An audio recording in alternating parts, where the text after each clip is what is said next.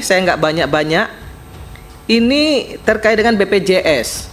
BPJS memang bukan secara langsung ya, tapi Bapak juga bertanggung jawab karena kaitannya dengan rumah sakit. BPJS ini kan juru bayar, Pak. Juru bayar. Nah, sementara rumah sakit ini banyak yang nakal. Pasien belum sembuh, baru 3 hari dipulangin. Disuruh rawat jalan. Alasannya udah bisa rawat jalan. Sampai rumah 3 hari modar. Meninggal. Itu banyak kejadian, Pak. Dipulanginnya itu kan jauh, Pak.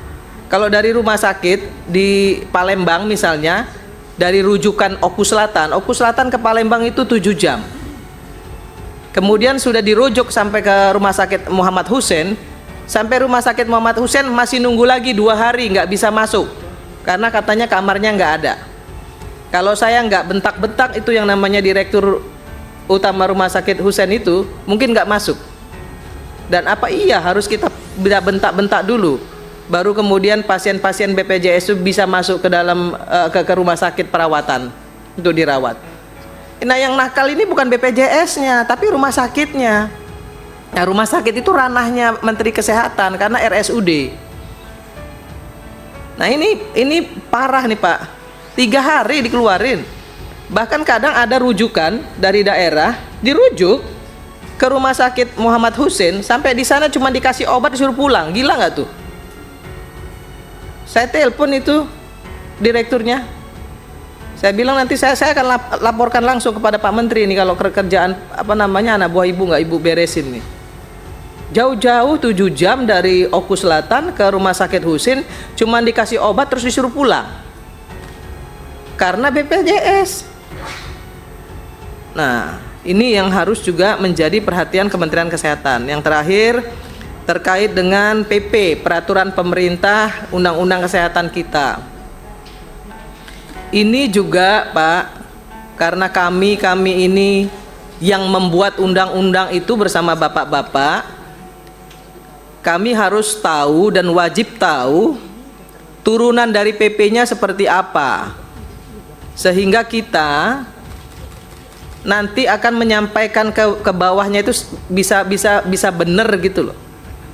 Ya, bisa secara bertanggung jawab sesuai dengan apa yang sudah kami putuskan di dalam undang-undang itu.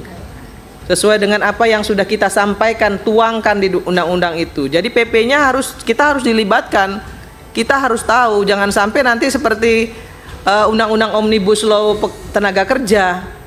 PP-nya turun, tabrak-tabrakan dengan yang lain. PP-nya turun, malah jadi kontraproduktif dengan yang lain. Nah, ini yang kita nggak mau, Komisi 9 nggak mau lagi itu terjadi. Kami mendukung penuh undang-undang kesehatan itu karena memang undang-undang itu menurut saya luar biasa. Terobosan yang luar biasa. Pak Budi Gunadi Sadikin ini benar-benar berani, kata orang ya.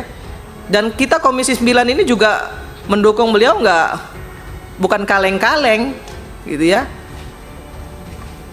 Tapi tolong untuk bisa menyampaikan ke publik dengan narasi yang benar. PP ini harap kami dilibatkan, Pak Menteri, supaya kami tahu dan bisa kami pertanggungjawabkan kepada publik apa yang sudah kita sampaikan dan kita tuangkan dalam undang-undang itu.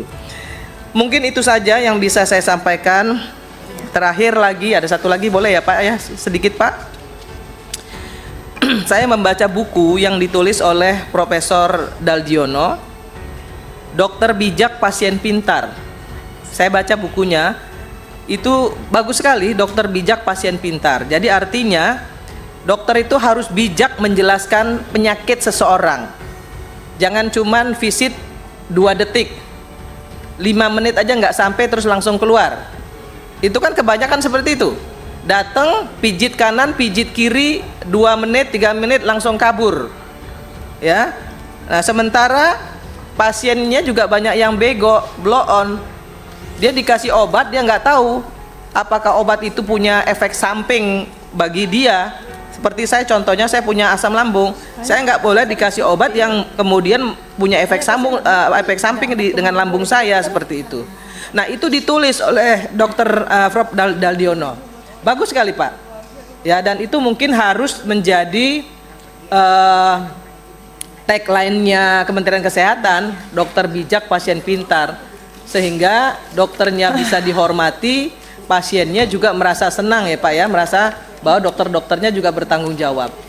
Terima kasih, saya tutup dengan wallahul muwaffiq ila aqwamit thoriq. Assalamualaikum warahmatullahi wabarakatuh.